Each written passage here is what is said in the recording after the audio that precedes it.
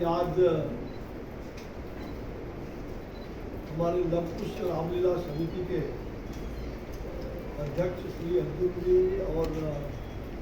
वरिष्ठ उपाध्यक्ष श्री जयंत जी और हमारे चंदन जी, ये बराबर हमारे बड़े विश्ववत हैं और पिछले बार भी इन्होंने आग्रह किया। मैं अपनी व्यस्तता के कारण बहुत कम समय निकाल पाया और उस कम समय में महर्षि विश्वामित्र की भूमिका में मैं उस रामलीला समिति में था, जो नाटक का अभिनय हुआ। देश और दुनिया से मुझे कई खबर आई, आप मीडिया के माध्यम से जो बात आई, लोगों ने मुझे बहुत ही सराहा और मेरे उत्साह और बढ़े। और आप सभी जानते होंगे या हो सकता है लोगों को नहीं मालूम, मैं महर्षि विश्वामित्र की जो उनकी तपोभूमि जहां उन्होंने तपस्या की, महर्षि विश्वामित्र की तपोभूमि भगवान विष्णु भगवान के रूप में जो सातवां मनुष्य अवतार मनुष्य के अवतार में श्री राम आए, तो श्री राम का वो प्रथम कर्मभूमि और पहला मनुष्य अवतार विष्णु का बावण भगवान जिनका वो प्राकट्य भूमि है, और महर्षि विश्वामित्र जिन्होंने गायत्री की रचना की उसी भूमि से,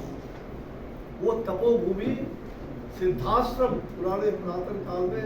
सतयुग में जिसका नाम सिद्धाश्रम है, जिसका अनेक पुराणों में वर्णन है, स्कंद पुराण, वाल्मीकि रामायण से लेकर गोस्वामी तुलसीदास जी का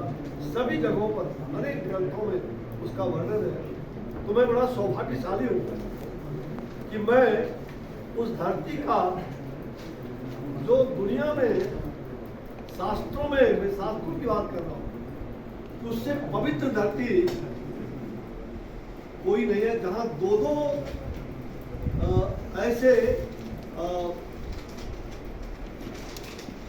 विष्णु भगवान के दो स्वरूप वहां प्रकट हुए और उन्होंने लीला किया और पूरे विश्व को संदेश दिया। मैं उस धरती का सेवक हूँ। मैं विगत 10 वर्षों से वहां का सांसद हूँ। ये भगवान ने मुझे मैं रहने वाला भागलपुर का हूँ, आप सब जानते हैं बिहार के अंदर भागलपुर का जो पूर्व क्षेत्र में और पश्चिम क्षेत्र, यानी कि सबसे बंगाल से जुड़ा हुआ मेरा घर है, दानवीर कर्ण की धरती, और वो गुरु वशिष्ठ का वशिष्ठेश्वर धाम जहाँ श्री राम का अभ्युदय हुआ, उसी धरती से आता हूँ, जहाँ श्रृंगी ऋषि ने संकल्प लेकर के और श्रृंगी ऋषि ने उत्कृष्टि यज्ञ कराने के लिए वो स्वीकार हुए और वहाँ पर गुरु वशिष्ठ गए थे, उनके द्वारा स्थापित वशिष्ठेश्वर धाम जो मेरा नदियाल कहलगांव जो कंवर ऋषि की धरती है। और मुझे गर्व है और मुझे बहुत ही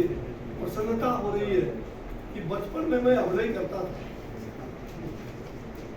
मैं अपने गांव में अनेक नाट्य कार्यक्रम, सरस्वती पूजा अनेक अवसर पर होता था और मैं बराबर बचपन में उस नाटक में अभिनय करता था। और उसके बाद हमारे बचपन का छोड़ दीजिए, युवा में भी नहीं, युवा के आगे भी नहीं, और फिर 60 साल के बाद पहली बार मुझे अभिनय करने का, हम कह सकते हैं कि 70 साल में प्रवेश कर रहे थे और पहली बार महर्षि विश्वामित्र का अभिनय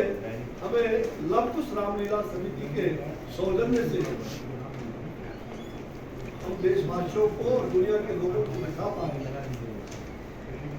अब ये प्रभु की बहुत बड़ी कृपा होगी कि मुझे महर्षि विश्वामित्र की धरती में सेवा करने का मिला। महर्षि विश्वामित्र की भूमिका में मुझे दुनिया को कुछ कहने का अवसर मिला। श्री राम को शिक्षा दीक्षा देने वाले ये महर्षि विश्वामित्र हैं। महर्षि विश्वामित्र की भगवान राम की प्रथम शिक्षा दीक्षा की भूमि, जहाँ बला अति बला विद्या का ज्ञान भी भगवान श्री राम ने महर्षि विश्वामित्र के सानिध्य में उसी बक्सर में जो सिद्धाश्रम की भूमि कहलाता है वहाँ उन्होंने प्राप्त किया। और ताड़िका का जो दुनिया की सबसे बड़ी शक्ति थी उस समय, रावण से भी ज्यादा वो शक्तिशाली और उनको अभिशाप था। वो ताड़िका एक राजा की पुत्री थी, उसकी बड़ी कहानी है, लेकिन वो ताड़िका के रूप में राक्षसी बन गई और उसको कहा कि तुमको इस धरती पर कोई मार नहीं सकता। और उसको महर्षि विश्वामित्र जानते थे कि अगर कोई भी यज्ञ की शांति होगी, वहां 84,000 यज्ञ उस क्षेत्र में हुआ करता था, ये जो सिद्धाश्रम का क्षेत्र था, और सारे ऋषि मुनि वहां आके तपस्या करते थे। और महर्षि विश्वामित्र उसके चांसलर थे, महर्षि थे। सारे ऋषि महात्मा वहां आकर के यज्ञ करते थे और वो यज्ञ की भूमि, और इसलिए वहां यज्ञ की भूमि को नष्ट करने के लिए, जैसे आज बहुत सारे आतंकवादी तत्व देश और विदेश में आतंकवादियों के हमला हो रहा आप देख रहे हैं, उसी प्रकार से उस समय वैसे आतंकवादी राक्षस के रूप में इस धरती पर देवताओं को,